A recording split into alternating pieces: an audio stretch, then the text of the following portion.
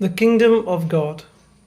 It is a concept that runs through the Old and the New Testaments of the Bible. In the Old Testament, God called Israel Abraham's descendants, his possession, his people, and kingdom of priests. God is king, and together with his people, he constitutes his kingdom. However, Israel later rebelled and wanted a human king. God allowed it reluctantly.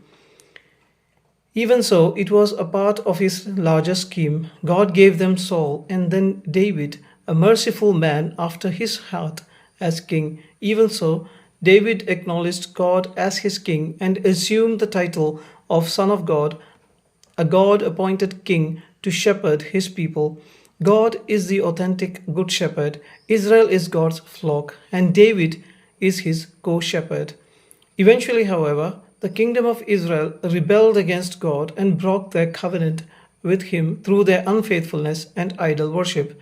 God was angry and he exiled them. However, he sent prophets to announce that he would return as a good shepherd to bring them back.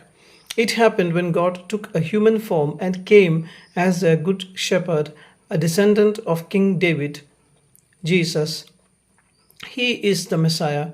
Messiah means the God anointed king. Thus, God, the King of Israel, returned in Jesus to gather his people, restore his worship, forgive their sins, and overthrow the demonic powers that had led them into exile. Jesus claimed to be that king, and his mission was God's kingdom.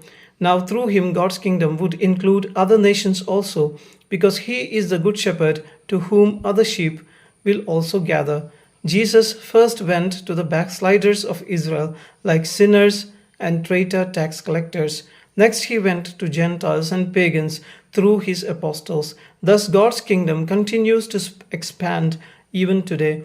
People of God are a kingdom of priests. The values of this kingdom are different from the kingdoms of the world. Worldly kings lord over their subjects, but here the king serves his slaves. It is a kingdom of justice, peace, and joy, unlike the worldly kingdoms of vengeance, strife, and grief. God, the Messiah, the King, knows his subjects personally. He cares for them practically. In his kingdom, people share their possessions in love and respect each other as members of one family. God will resurrect all his kingdom people at the end of this age of death, sorrow, and deformity. They will reign with him in perfect, immortal bodies in the coming age. It will be peace and prosperity only. Simply put, God's kingdom is God the King and his people.